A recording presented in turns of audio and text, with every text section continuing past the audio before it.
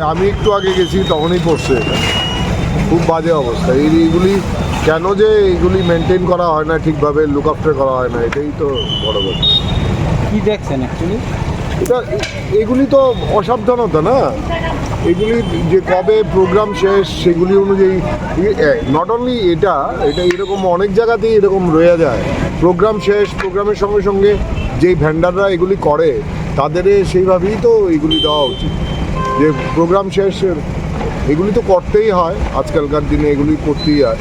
But এগুলি third party vendor যারা করে তাদের আগে থেকেই নোটিশ করা উচিত যে প্রোগ্রাম শেষ এত আওয়ার্সের মধ্যে যাতে এগুলিরে সরায় দেওয়া হয়। যে কোনো দুর্ঘটনা হইতে পারে। আজকে শিশু বাচ্চারা স্কুলের গাড়ি টাড়ি এগুলি যদি পাস হইতো তখন কী অবস্থা হতো। অল্প বাতাসেই গেটটা ভাঙ্গা পড়ছে। মানে সেরকমভাবে মানে ভীষণ একটা বিপজ্জনক।